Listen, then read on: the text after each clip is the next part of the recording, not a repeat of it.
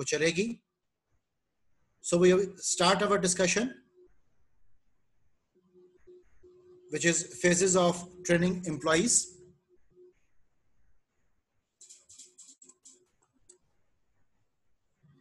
सबसे पहली फेज जब हम एक ट्रेनिंग प्रोग्राम को डेवलप करते हैं, so that is analysis phase.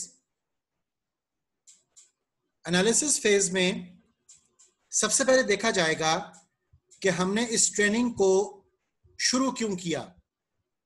So what was the basic motivation behind the training we are planning to conduct? उस मकसद के लिए स्लाइड के ऊपर जो आप बॉक्स नजर आ रहा है, इसमें वर्ड लिखा हुआ है ट्रिगर. ट्रिगर का मतलब है वो पॉइंट जिसकी वजह से आपने इस ट्रेनिंग प्रोग्राम को लॉन्च करने का प्लान किया. सो वो पॉइंट क्या है?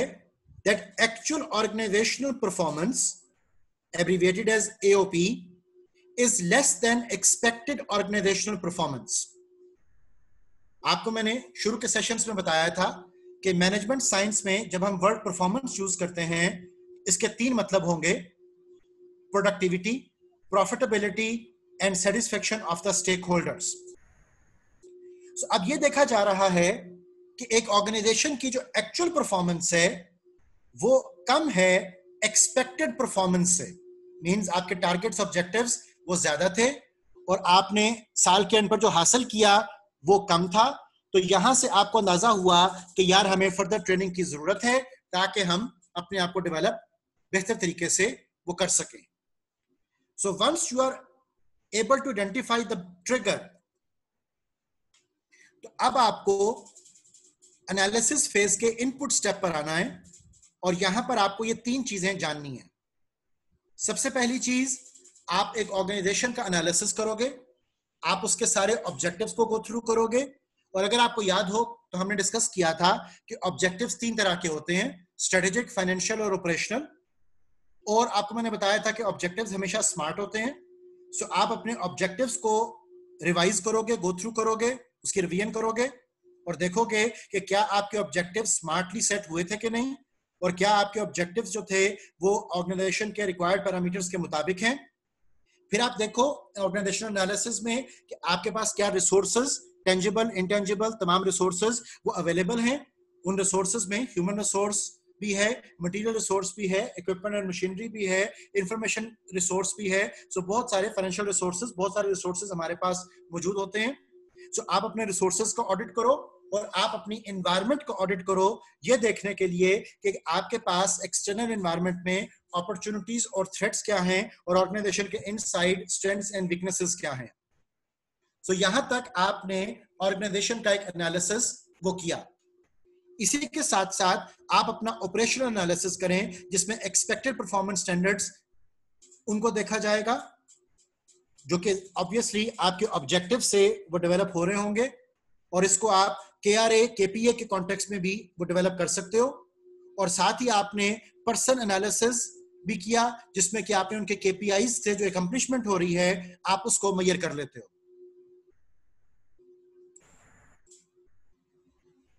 जब आपके पास ये सारा डाटा अवेलेबल हो जाए तो अब हमारे पास एनालिसिस फेज के अंदर प्रोसेस ये होगा कि आप आइडेंटिफाई करोगे परफॉर्मेंस डिस्क्रिपेंसी को, कि परफॉर्मेंस की कमी है किधर. So performance discrepancy PD is equal to expected performance minus actual performance. तो आपके पास परफॉर्मेंस का डेफिशिएंसी का जो लेवल था वो पता चल गया कि कहां कहां पर प्रोडक्टिविटी में, प्रॉफिटेबिलिटी में, सेटिस्फेक्शन ऑफ स्टेक होल्डर्स में कहां पर कितनी कमी है. लेकिन ये बात सिर्फ यहां पर खत्म नहीं होगी, इसका एक बहुत इंपॉर्टेंट स्टेप है और वो ये है कि you also need to identify the causes of PD. Because हो सकता है कि परफॉर्मेंस डेफिशिएंसी की कॉजेज जो हैं वो एम्प्लॉइज के स्किल लेवल की कमी ना हो, बल्कि it can be some other uncontrollable circumstances, जिन अनकंट्रोलेबल सर्कमस्टांसेस की वजह से आपकी परफॉर्मेंस डेफिशिएंसी, परफॉर्मेंस डिस्क्रिपेंसी वो क्रिएट हो रही है. फॉर एग्जांपल, अगर एक ऑर्गेनाइजेशन ने 2020 में अपने कोई ऑब्जेक्टिव सेट किए थे लेकिन वो ऑब्जेक्टिव्स पैंडेमिक की वजह से अचीव नहीं हो सके, तो अगर आपके गिवन ऑब्जेक्टिव्स पेंडेमिक की वजह से अचीव नहीं हो सके, तो इसमें कसूर एम्प्लॉइज की स्किल का नहीं है, right? So there can be so many other causes जो कि परफॉर्मेंस डिस्क्रिपेंसी वो क्रिएट करते हैं। लिहाजा हमें बहुत क्लियरली पता होना चाहिए कि परफॉर्मेंस डिस्क्रिपेंसी की असल वजूहात वो क्या हैं, और उन वजूहात में जो वजूहात ह्यूमन से रिलेटेड होंगी, हम सिर्फ उनको दूर करने के बारे में थ्रू द ट्रेनिंग सेशंस वो सोचेंगे, और हम सिर्फ उन्हीं एस्पेक्ट्स को ट्रेन कर सकते हैं जिनके बारे में हम एक्सप्रेशन यूज करते हैं कि दोज आर ट्रांसफरेबल स्किल्स। ठीक है, सो सिर्फ ट्रांसफरेबल स्किल्स जो हैं उनको सिखाया जा सकता है, जो नॉन ट्रांसफरेबल स्किल्स हैं वो सिखाई नहीं जा सकती। ओके, अब इस फर्क को समझने के लिए कि ट्रांसफरेबल स्किल और नॉन ट्रांसफरेबल स्किल क्या होती है, इसकी छोटी सी एग्जांपल मैं समझाने के लिए दे रहा हूं कि हम किसी शख्स को ये नहीं बता सकते कि हाउ टू सी, बट हम ये बता सकते हैं व्हाट टू सी। ठीक है, देखते कैसे हैं हम ये नहीं बता सकते, उसके पास जाहिर है कि बिनाई होनी, आंखें होनी जरूरी है, लेकिन किस चीज को देखना है, किस मशीन के कॉन्टेक्स्ट को आपको रीड करना है, किस कंप्यूटर को इंस्ट्रक्शंस को आपने रीड करना है, तो ये सब चीजें हम उनको ये बता सकते हैं कि कौन सा मवाद आपको कहां से पढ़ना है। ठीक है, लेकिन हम उनको पढ़ना नहीं सिखा सकते। So that is the basic difference between transferable skills and non-transferable skills. जब आपने causes of performance discrepancy identify कर ली, तो फिर हमारे पास अगला स्टेप आएगा कि यहां पर अब हम ट्रेनिंग नीड्स और नॉन ट्रेनिंग नीड्स की एक लिस्ट बना लेते हैं।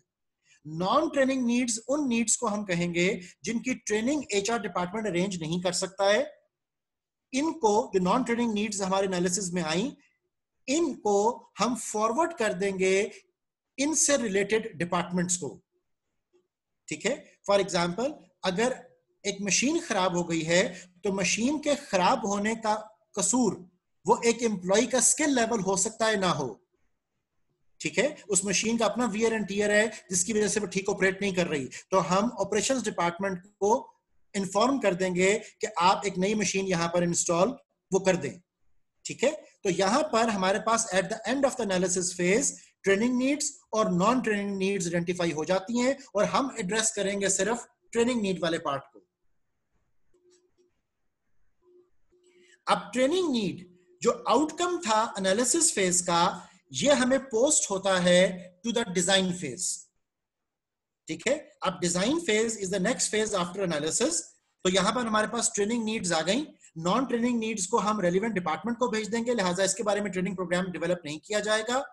ट्रेनिंग नीड्स के बारे में हमें यह देखना होगा कि हमारे पास लर्निंग थ्योरीज कौन कौन सी हैं, और ऑर्गेनाइजेशन के पास कंडीशंस और कंस्ट्रेंट्स वो क्या क्या हैं। अब जब हम लर्निंग थ्योरीज की बात करते हैं, तो हमारे पास क्लासिकल कंडीशनिंग का एक मॉडल है, हमारे पास सोशल लर्निंग की थ्योरी है, हमारे पास ऑपरेंट लर्निंग की थ्योरी है। सो डिफरेंट तरह के हमारे पास लर्निंग थ्योरीज अवेलेबल हैं, जिनसे कि हम इस बात को चेक कर सकते हैं, इंश्योर कर सकते हैं कि पीपल किसी काम को लर्न वो कैसे इफेक्टिवली कर रहे होंगे। उसके बाद हमें यह देखना है कि ऑर्गेनाइजेशन के पास रिसोर्सेज कितने हैं, उसके पास मसाइल क्या क्या हैं, ताकि ये डिजाइन किया जा सके, ये डिस्कस किया जा सके कि आपकी ट्रेनिंग सेशन जो है वो किस किस्म का होगा। तो जब आपको लर्निंग थ्योरीज का भी पता हो और आपको ऑर्गेनाइजेशन के कंडीशंस एंड कंस्ट्रेंट्स का भी अंदाजा हो जाए, तो ट्रेनिंग नीड्स के मुताबिक आप ऑब्जेक्टिव सेटिंग करोगे ऑफ द ट्रेनिंग, जिसमें हम ये सेट करेंगे कि ट्रेनिंग प्रोग्राम के एंड पर आपने क्या चीज अचीव करनी है। इसके बाद डिजाइन फेज का जो आउटकम होगा, उसमें सबसे पहली चीज आ रही है determine factors that facilitate learning and transfer. इसके बारे में डाटा हमें लर्निंग थ्योरी से भी आ रहा होगा, और हम डेवलप ट्रेनिंग ऑब्जेक्टिव से भी अंदाजा लगा सकते हैं कि हमें किस किस्म की फैसिलिटीज चाहिए, और वहां से हम अल्टरनेटिव मेथड ऑफ इंस्ट्रक्शन कि हमने on the job training, of the job training, computerised training, simulated training, हमने कौन सी ट्रेनिंग मेथड को वो यूज करना है। तो ये सारा डाटा वहां से एस्टैब्लिश होगा, और साथ हम इवैल्यूएशन अपनी डेवलप करेंगे कि हमने अपने ऑब्जेक्टिव्स को चेक कैसे करना है कि आया हमारे ऑब्जेक्टिव्स अचीव हुए या नहीं हुए।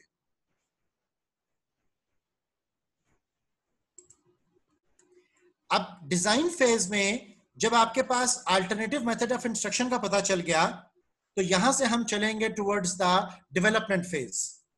डेवलपमेंट फेज में अब अपने अल्टरनेटिव मेथड ऑफ इंस्ट्रक्शन के मुताबिक हम डिटरमिन करेंगे factors that facilitate learning and transfer, कि हमें किन किन बातों का ख्याल रखना है कि हमारा लर्निंग का जो टाइम होगा वो सबसे इफेक्टिव हो।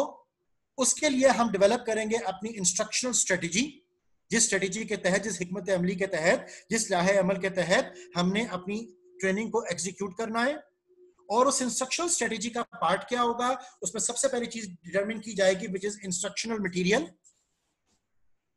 It can be the handouts, different तरह के notes and forms.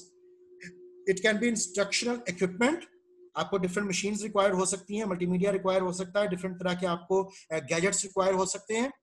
Training and trainer manuals, इसमें आपकी पॉलिसीज लिखी गई होंगी ऑर्गेनाइजेशन से रिलेटेड ट्रेनिंग के हवाला से। और फैसिलिटीज कि आप किस जगह पर इसको कंडक्ट एग्जीक्यूट करना चाहते हो और उस जगह पर ट्रेनिंग को कंडक्ट करने के लिए आपकी फर्दर डिटेल्ड रिक्वायरमेंट्स वो क्या है। तो ये सब कुछ पार्ट होगा आपके इंस्ट्रक्शनल स्ट्रेटेजी का।